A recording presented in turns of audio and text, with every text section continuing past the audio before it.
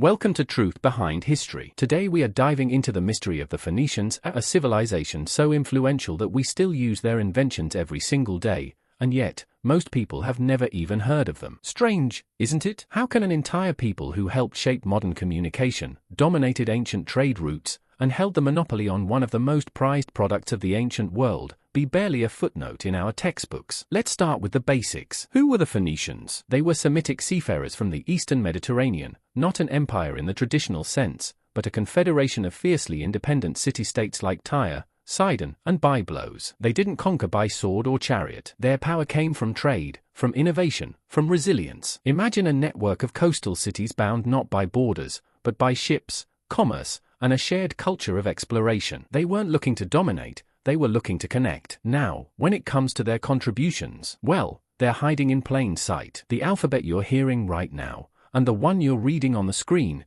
traces its roots to Phoenician script. That's right. Long before the Romans made it their own, and long before the Greeks added vowels, the Phoenicians created a phonetic writing system that allowed information to move faster, more clearly, and more widely than ever before. It was, quite literally, the code that unlocked the ancient world. And then there's the sea. The Phoenicians ruled the Mediterranean not with legions, but with fleets. They traded across North Africa, the Levant, southern Europe, and perhaps even beyond. Some speculate as far as Britain or West Africa. Their ships were like the internet of their time, moving not just goods, but ideas, languages, and technologies. They controlled the purple dye industry, a luxury product so expensive and rare that it became a symbol of royalty itself. Ever heard the phrase "born in the purple"? That's Phoenician influence. But here's where it gets strange. Despite all this, despite their alphabet, their trade networks, their cultural diffusion, the Phoenicians are barely mentioned in modern education. They're a ghost in the historical record, a whisper in the shadow of larger, louder empires. And that should make us pause. Why? Why are they missing? Why does a civilization that thrived for over 1,000 years get so little airtime in our classes,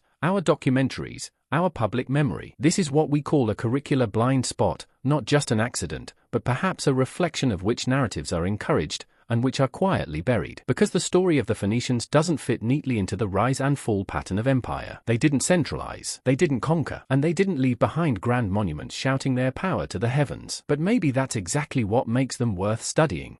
Their story challenges dominant narratives about what power looks like. It forces us to ask uncomfortable questions about memory, control, and the long shadows cast by those who write history. So stay with me, because by the end of this journey, you might not just understand the Phoenicians, you might start to question the stories you've always been told. Now that we've introduced the mystery, let's take a closer look at what made the Phoenicians so radically different, and so quietly powerful. The Phoenicians weren't your typical ancient civilization. They didn't build a sprawling empire like Rome or Egypt. They didn't erect colossal pyramids or divine kings. Instead, they built something much harder to conquer. They built a network. At the heart of the Phoenician world was a confederation of autonomous city-states, Tyre, Sidon, Byblos, Arwed. Each city was politically independent, making its own decisions, running its own economy, and thriving on its own terms. But collectively, they were bound together by trade, language, and shared maritime interests. There was no Phoenician emperor issuing decrees from a capital city, no central command demanding loyalty through force. It was a decentralized system, one that valued cooperation over coercion. And yet, despite this lack of central authority, they flourished. Why? Because their power came from voluntary exchange. These city-states weren't bound by swords, but by ships. They traded across the Mediterranean with Egypt, Greece, Mesopotamia, and beyond. They became masters of shipbuilding, developing sleek, fast vessels that could navigate long distances and carry massive quantities of goods. Phoenician merchants didn't need armies to open markets. They used innovation. They offered value. They provided what others wanted: timber, glass, metalwork, textiles, and, of course, the legendary Tyrian purple dye. Trade wasn't something they did. Trade was who they were. And here's where it gets fascinating. Their alphabet, that revolutionary writing system we mentioned earlier, wasn't just a technological breakthrough. It was a tool of decentralization. Think about it. A phonetic alphabet is easier to learn than complex pictographs or hieroglyphs. It allows information to spread to merchants, sailors, craftsmen, not just elite scribes. It leveled the playing field. This kind of communication meant ideas, contracts, and records could move as quickly as the ships carrying them. It empowered the average citizen to read, to write, to participate in commerce. In a world where knowledge was often guarded by temples or palaces, the Phoenicians democratized it. Their model was radically different from the top-down empires of their time. No massive armies, no expansion through conquest, just cities that thrived through diplomacy, innovation, and commerce. It was a decentralized, maritime web, one that stretched across continents and connected people in ways most rulers couldn't even imagine. And maybe that's part of why they've been forgotten. Because when power isn't centralized, when it doesn't build monuments or wage endless wars, it doesn't leave behind the same kind of record. It survives in trade routes, in languages, in ideas, quietly, but enduringly.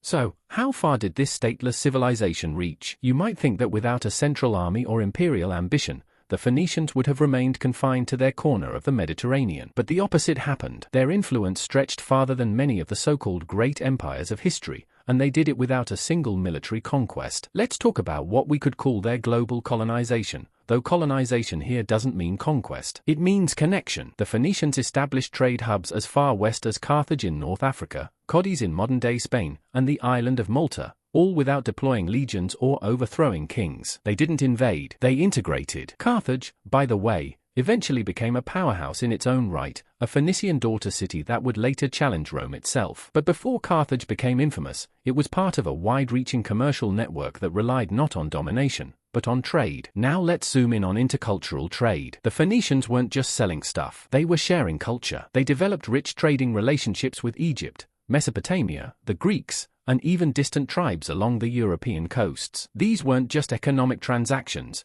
they were exchanges of technology, language, religion, and philosophy. The Phoenicians carried goods in their ships, but also stories, myths, and ideas. In a way, they were ancient cultural couriers. And the beauty of it all is that their growth didn't require dominance. There were no Phoenician emperors carving up territory on a map. Instead, there was what we might call non-dominant growth, the kind of expansion that happens through curiosity, opportunity, and mutual benefit. They didn't spread by planting flags, they spread by opening ports. And here's the real system's insight. What the Phoenicians built was proof, living proof, that peace and prosperity don't have to come from centralized control. Their voluntary trade networks worked. They created wealth. They avoided the constant instability of imperial overreach. They showed that you could grow without force, flourish without rulers, and leave a legacy without monuments. In an age of empires obsessed with borders, armies, and glory, the Phoenicians quietly offered another model. A model of free exchange, of cooperation, of decentralization. It's no wonder they made powerful friends and powerful enemies.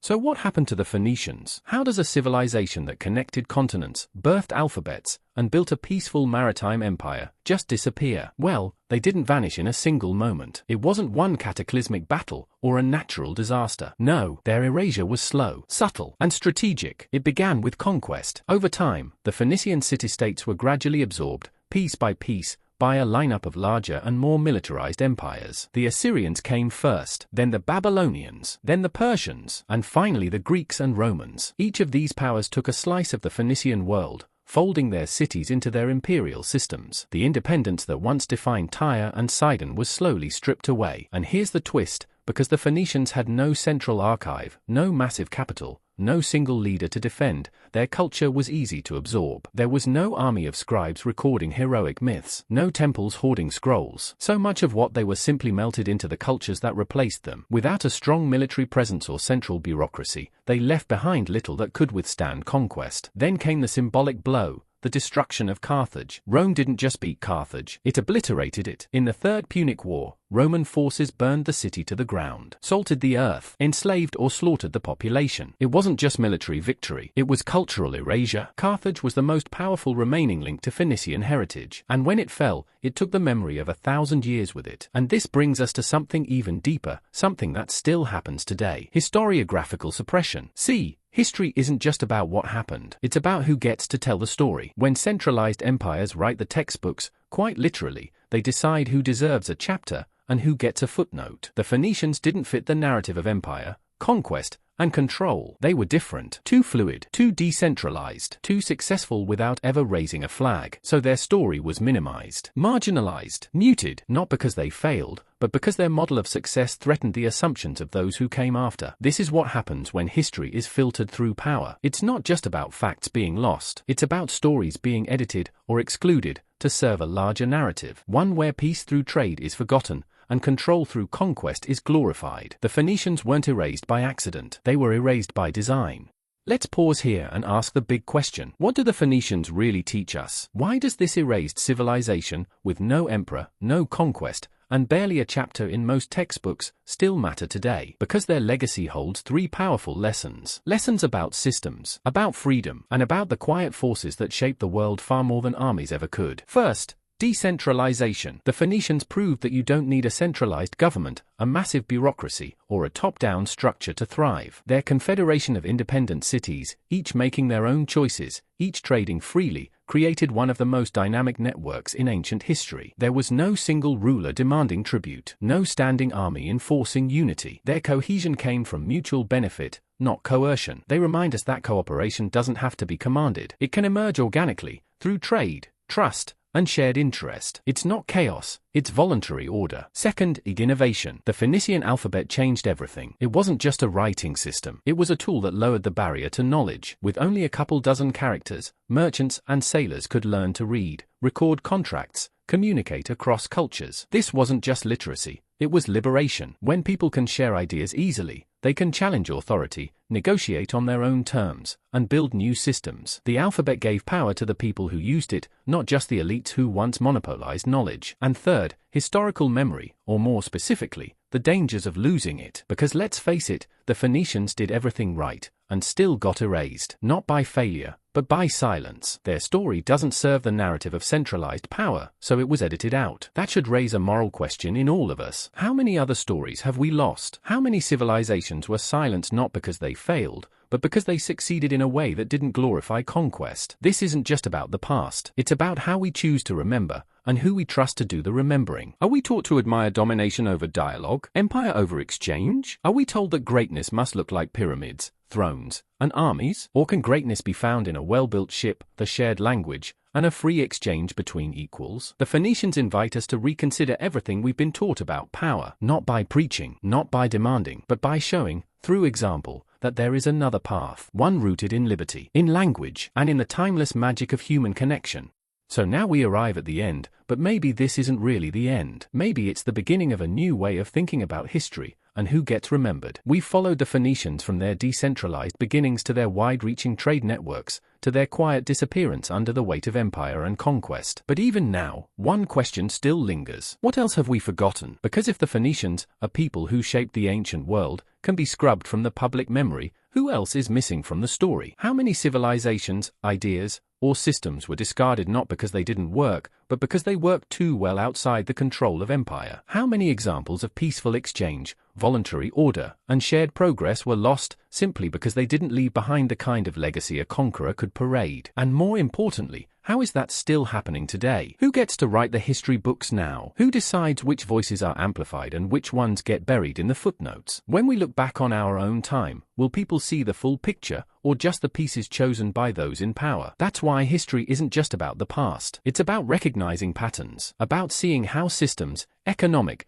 political, cultural, shape what survives. It's about asking tough questions, not just about what happened, but about what's missing. The Phoenicians may be gone, but the lessons they left behind, about freedom, connection, decentralization, and erasure, are more relevant than ever. So here's your invitation. Keep asking questions, keep digging deeper, and never take the official story at face value. If you enjoyed this video, make sure to like, comment, and subscribe for more forgotten stories, overlooked truths, and deep dives into the systems behind the headlines. And if you want to go even deeper, check out my book History They Tried to Erase. The link is in the description. This has been Truth Behind History. Thanks for watching, and remember, the most important parts of history are often the ones they never wanted you to see.